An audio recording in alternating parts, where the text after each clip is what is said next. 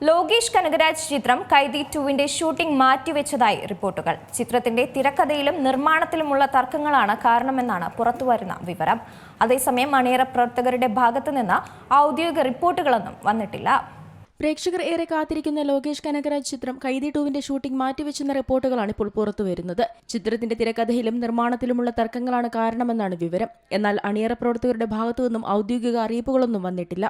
വാർത്തകൾ ശരിയാണെങ്കിൽ ലോകേഷ് സിനിമാറ്റിക് യൂണിവേഴ്സിന്റെ ഒരു അവസാനമായിരിക്കുമെന്ന് പ്രേക്ഷകർ സമൂഹമാധ്യമങ്ങളിൽ കുറിക്കുന്നു. സിനിമാറ്റിക് യൂണിവേഴ്സിന്റെ തുടക്കം കൈദിയിൽ നിന്നായതിനാൽ ഒട്ടുമിക്ക ആരാധകരും കാത്തിരുന്നത് ചിത്രത്തിന്റെ രണ്ടാം ഭാഗത്തിനു വേണ്ടിയായിരുന്നു. നേരത്തെ രജനി കമൽ ചിത്രത്തിന്റെ തിരക്കുകൾ കാരണം കൈദി 2 നീട്ടിവെക്കുമെന്ന തരത്തിൽ റിപ്പോർട്ടുകൾ വന്നിരുന്നു. എന്നാൽ താരങ്ങളും ഒരു സിനിമയ്ക്കായി ഒന്നിക്കുന്നുണ്ടെങ്കിലും സംവിധായകനെ തീരുമാനിച്ചിട്ടില്ല എന്ന് നടൻ രജനീകാന്ത് പറഞ്ഞിരുന്നു. ഇതോടെ ആ സിനിമയിൽ നിന്ന് ലോകേഷ് കനകരാജ് പുറത്തായി എന്ന വാർത്തകളും പരന്നു. പിന്നാലെ ലോകേഷ് എത്രയും പെട്ടെന്ന് കൈദി യൂണിവേഴ്സിലേക്ക് തിരിച്ചെത്തണമെന്ന് പലരും ആഗ്രഹം പ്രകടിപ്പിച്ചിരുന്നു. അതിനിടെയാണ് ഇങ്ങനെയൊരു വാർത്ത പുറത്തുവരുന്നത്.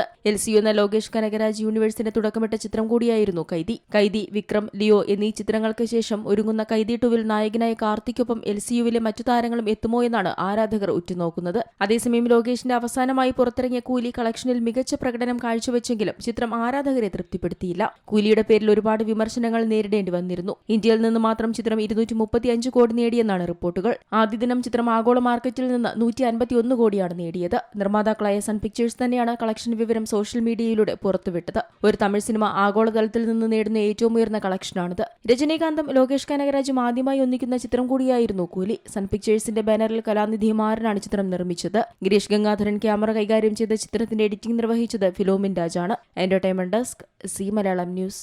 ഏറ്റവും പുതിയ വാർത്തകളും വിശേഷങ്ങളും വിരൽത്തുമ്പിലറിയാൻ സി മലയാളം ന്യൂസ് എല്ലാ ഡിജിറ്റൽ പ്ലാറ്റ്ഫോമുകളിലും ലഭ്യം.